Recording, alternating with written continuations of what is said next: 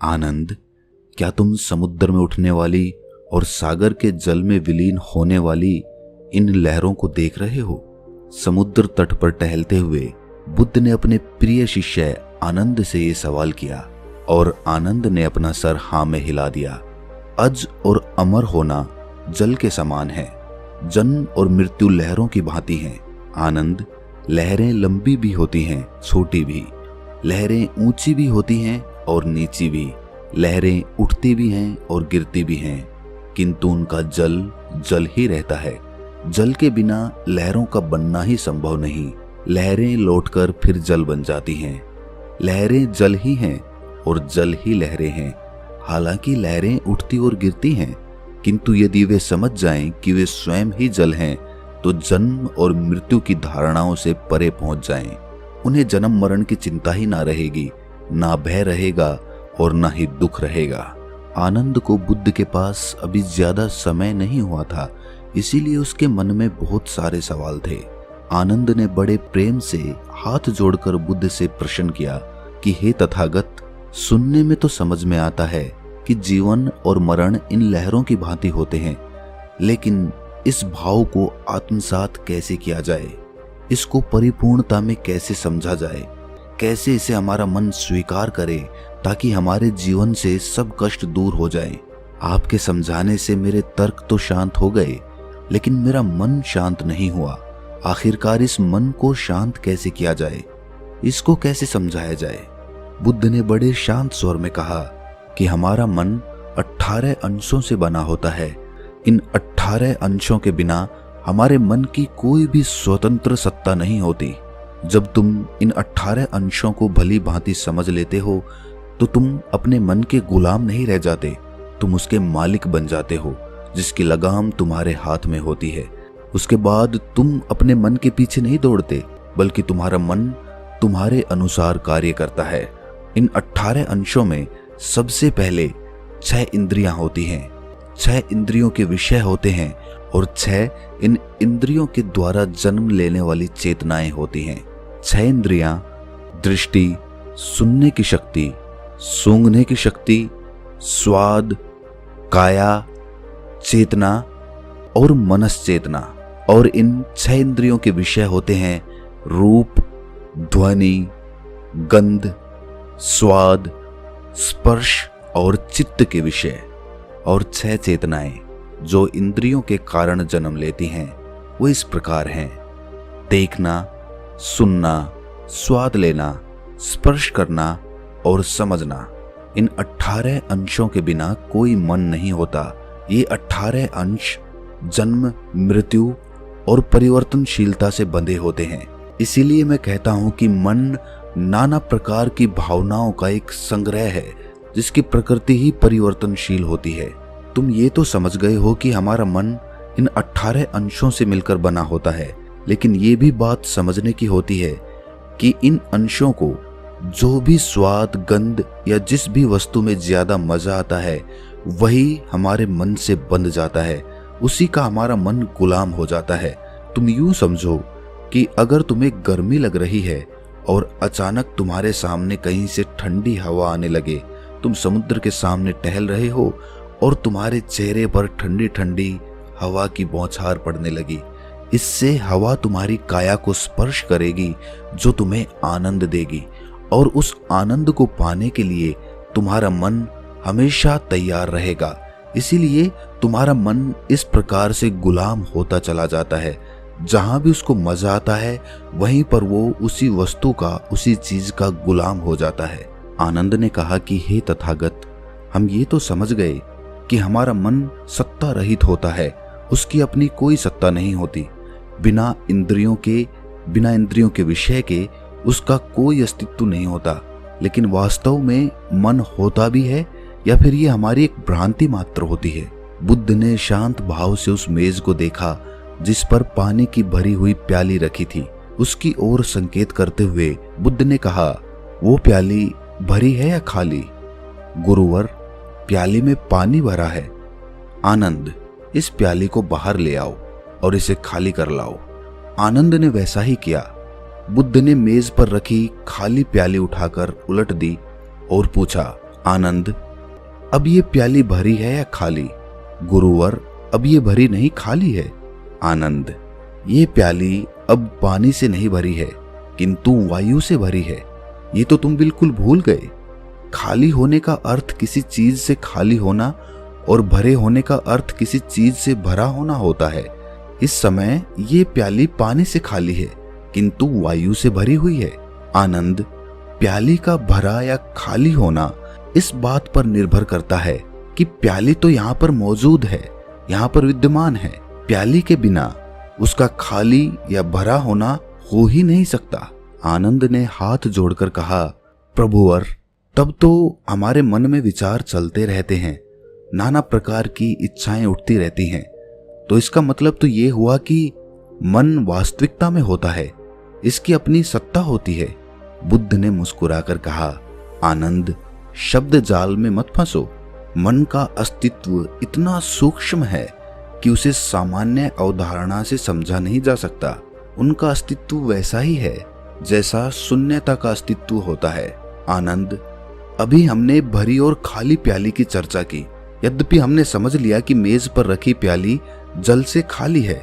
यदि हम गहराई से देखें तो ये भी पूर्णतः सत्य नहीं है। आनंद, जिन तत्वों से प्याली का निर्माण हुआ है, क्या उनमें आप जल तत्व की विद्यमानता नहीं देखते? आनंद ने कहा कि प्रभु, प्याली बनाने के लिए कुम्हार ने तो मिट्टी सानी थी, उसमें जल तो था ही। ठीक कहा आनंद, यदि हम गहराई से देखें तो प्याली में जल तत्व विद्यमान है। हालांकि हमने पहले कहा था कि प्याली जल से खाली है। प्याली की विद्यमानता जल की विद्यमानता पर ही निर्भर है। आनंद, क्या तुम इस प्याली में अग्नि तत्व को देख पा रहे हो? जी हाँ प्रभु, प्याली को पकाने के लिए अग्नि तत्व जरूरी है। बिना गर्मी या अग्नि तत्व के ये प्याली पक ही नहीं सकती। बुद्ध ने पूछा कि इसके अतिरिक्त और क्या क्या देख रहे हो? आनंद ने उत्तर दिया कि मैं वायु तत्व को भी देख रहा हूँ। वायु ना होती तो ना तो अग्नि जलती और ना कुम्हार जीवित रह सकता था।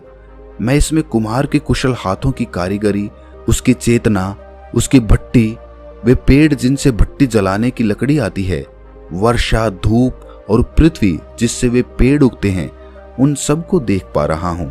प्रभु, परस्पर अवलंबित उन हजारों तत्वों को मैं देख रहा हूँ जो इस प्याली को अस्तित्ववान बनाने में योग देते हैं। बुद्ध ने कहा कि बहुत सुंदर आनंद, प्याली पर ध्यान करने से उन सभी तत्वों को देखा जा सकता है जो उसके भीतर और बाहर विद्यमान होते हैं। तुम्हारी अपनी स्वयं की चेतना भी उनमें से एक तत्व है।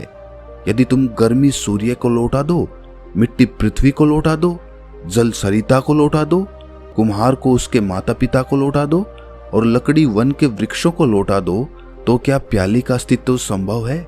आनंद, ध्यान करने पर हम पाएंगे कि प्याली स्वतंत्र रूप से सत्ता में आ ही नहीं सकती। यही बात हमारे मन पर भी लागू होती है। हमारे मन का स्वतंत्र रूप से कोई अस्तित्व नहीं होता।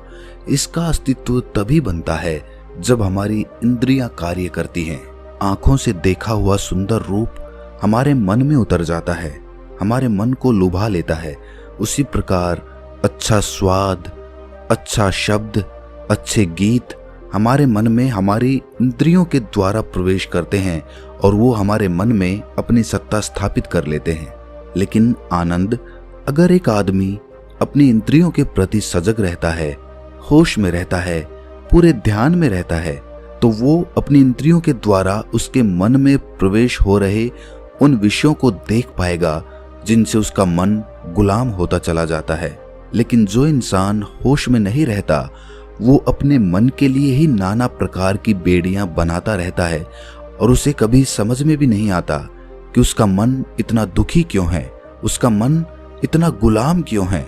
इंद्रियों के द्वारा जो भी विषय हमारे मन में प्रवेश करते हैं, उनका विश्लेषण हमारी बुद्धि के द्वारा होता है।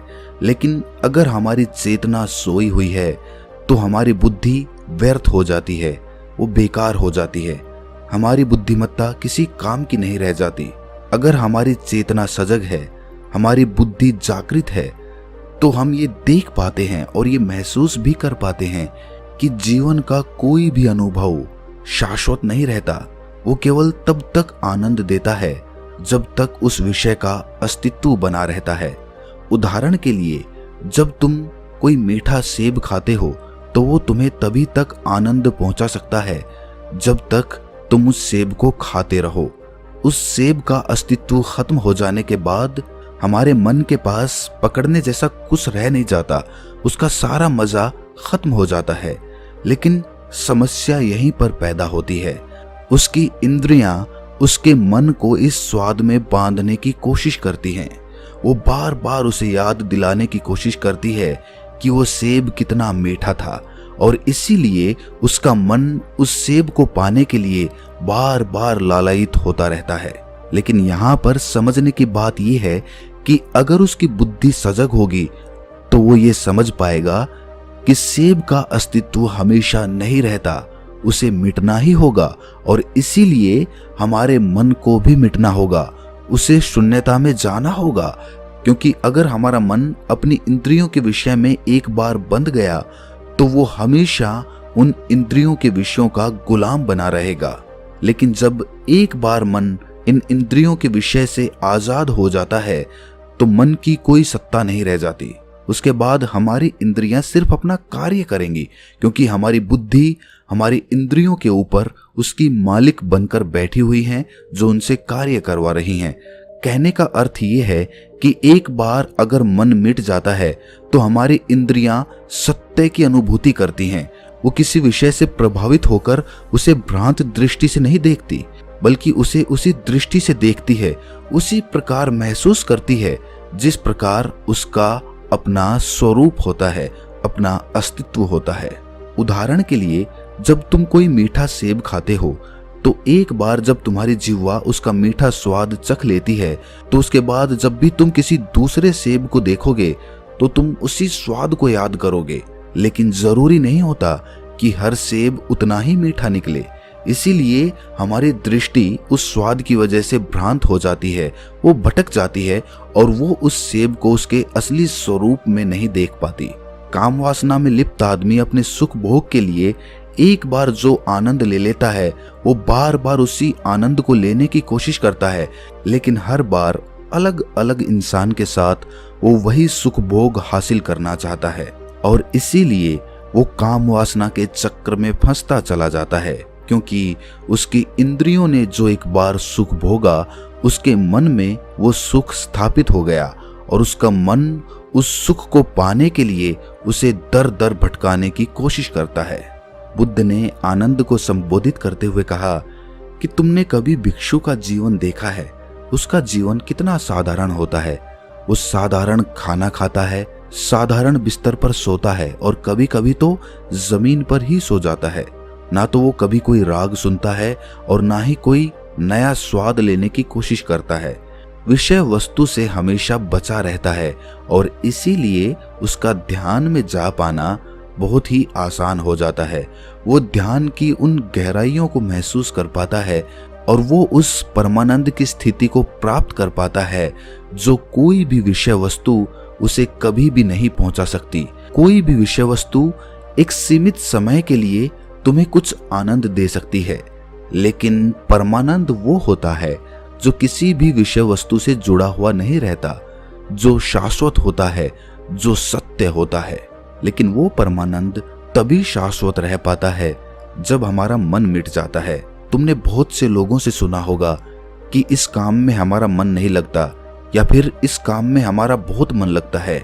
वास्तविकता में जब मन मिट जाता है तो उसे हर काम में वही आनंद आता है जो उसे अपना रुचिपूर्ण कार्य करने में मजा आता है।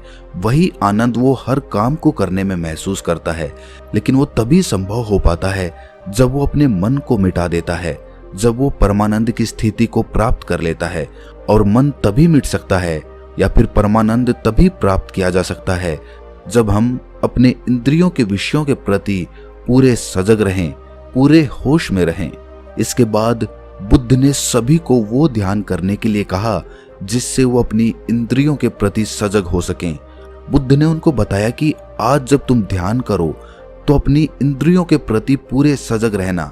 तुम्हारे कान क्या सुनते हैं, तुम्हारी त्वचा कैसा महसूस करती है, और सभी इंद्रियों के प्रति इसी प्रकार जब तुम सजग रहोगे तो तुम्हें पता चलेगा कि तुम्हारे मन में विषय किस प्रकार प्रवेश करते हैं। इसके बाद बुद्ध, आनंद और उनके सभी शिष्य गहरे ध्यान में उतर गए। तो दोस्तों, कैसी लगी ये कथा आपको? कमेंट सेक्शन में जरूर बताना, और अच्छी लगी हो तो इस चैनल को सब्सक्राइब करके नोटिफिकेशन बेल को जरूर प्रेस कर देना। तो मिलते हैं किसी अगली कहानी में, तब तक के लिए अपना ख्याल रखें।